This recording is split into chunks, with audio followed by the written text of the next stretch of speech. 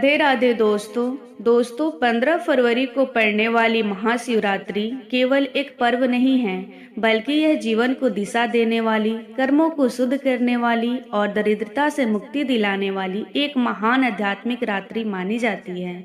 सनातन धर्म में यह विश्वास गहराई से स्थापित है कि इस पावन दिन यदि श्रद्धा और विश्वास के साथ गाय को एक विशेष वस्तु खिलाई जाए तो व्यक्ति के केवल वर्तमान जीवन ही नहीं बल्कि जन्म जन्मांतरों से चली आ रही गरीबी भी धीरे धीरे समाप्त हो जाती है।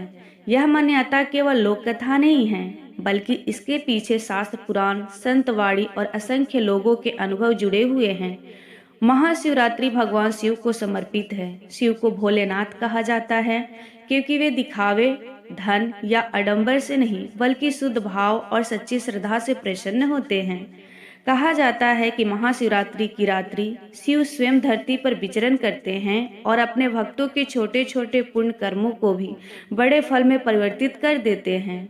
यही कारण है कि इस दिन किया गया दान, सेवा और पुण्य कार्य सामान्य दिनों की अपेक्षा कई गुना अधिक फलदायी माना जाता है। सनातन संस्कृति में गाय को माता का स्थान दिया गया है। गाय केवल एक पशु नहीं बल्कि साक्षात करुणा, पोषण और समृद्धि का प्रतीक है। वेदों में कहा गया है कि गाय के शरीर में सभी देवी देवताओं का वास होता है। गाय के दूध से शरीर पोषित होता है, उसके घी से यज्ञ और पूजा संपन्न होती है, उसके गोबर से घर और वातावरण शुद्ध होता है और उसका मूत्र औषधि गुणों से भरपूर माना गया है। इसीलिए गाय को गौ माता कहा गया है। जहाँ गौ माता का सम्मान होता है, वहाँ लक्ष्मी का वास स्वतः होता है। गरीबी को सनातन धर्म केवल धन की कमी नहीं मानता। दरिद्रता एक मानसिक, कर्मिक और आध्यात्मिक अवस्था भी है। कई बार व्यक्ति पूरी मेहनत करता है फिर भी धन नहीं टिकता, अवसर हाथ से निकल जाते हैं या आय के मार्ग बार बार बंद हो जाते हैं। शास्त्रों के अनुसार ऐसा पूर्व जन्मों के कर्मों, दान पुण्य की कमी और सेवा के अभाव के कारण होता है।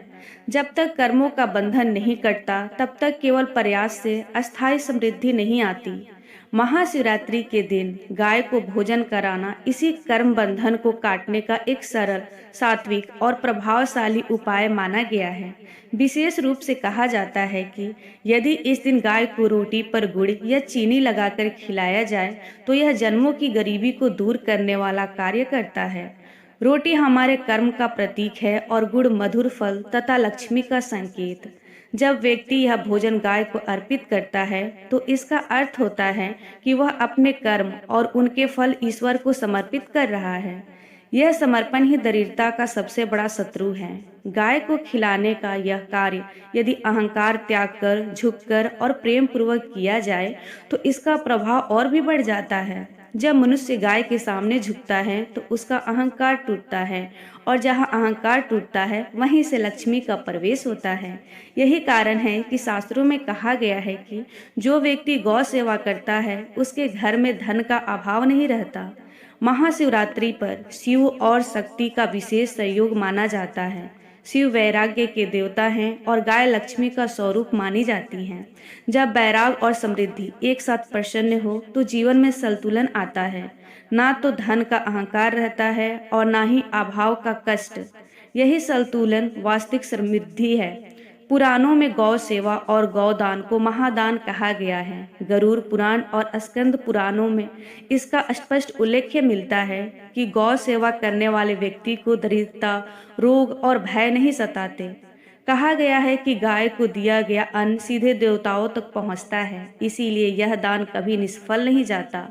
लोक जीवन में आज भी असंख्य लोग इस बात का अनुभव साझा करते हैं कि जब उन्होंने नियमित रूप से या विशेष पर्वों पर गाय को खिलाना शुरू किया तो उनके जीवन में धीरे धीरे सकारात्मक परिवर्तन आने लगे। रुके हुए काम बनने लगे, आय के नए स्रोत खुले, मानसिक तनाव कम हुआ और घर में सुख शांति बढ़ी। यह सब एक दिन में चमत्कार की तरह नहीं होता, बल्कि यह एक प्रक्रिया है जिसमें कर्मों की परतें धीरे धीरे साफ होती है। महाशिवरात्रि के दिन इस सेवा को करने की विधि भी बहुत सरल है। प्रातः स्नान कर स्वच्छ वस्त्र पहने, मन में भगवान शिव का स्मरण करें और ओम नमः शिवाय का जप करें। फिर गाय को प्रेम पूर्वक रोटी पर गुड़ या चीनी या हरी घास के साथ कुछ अन्य खिलाएं। भोजन देते समय मन में कोई दिखावा, लालच या जल्दीबाजी न रखें। बस अपनी आर्थिक परेशानियों को ईश्वर के चरणों में समर्पित कर दें और विश्वास रखें कि जो होगा वह आपके हित में होगा। यह भी ध्यान रखना आवश्यक है कि गाय को कभी बासी, खराब या अपमानजनक ढंग से भोजन ना दिया जाए। सेवा में शुद्धता और सम्मान अनिवार्य है। फल की अपेक्षा तुरंत ना रखें, क्योंकि यह उपाय कर्मों को काटता है और कर्मों का फल समय लेकर प्रकट होता है। यह आवश्यक नहीं है कि केवल एक दिन में सब कुछ बदल जाए, लेकिन महाशिवरात्रि का दिन बीज बोने जैसा है। यदि संभव हो तो इसके बाद भी सोमवार, अमावस्या या किसी भी शुभ दिन गाय को कुछ न कुछ खिलाते रहें।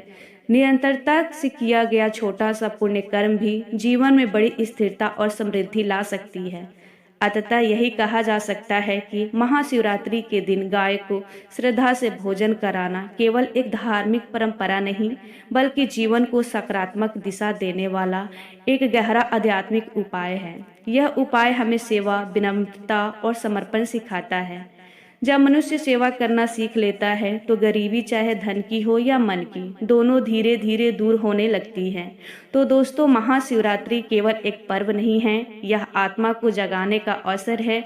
यह वह पावन दिन है जब भगवान शिव भाव देखते हैं, दिखावा नहीं।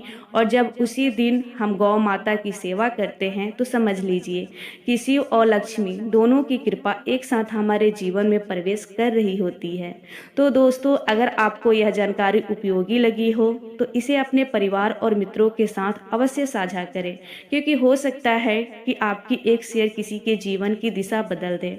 वीडियो अच्छा लगा हो तो लाइक करें, चैनल को सब्सक्राइब करें और कमेंट में ओम नमः शिवाय लिखकर अपनी श्रद्धा प्रकट करें।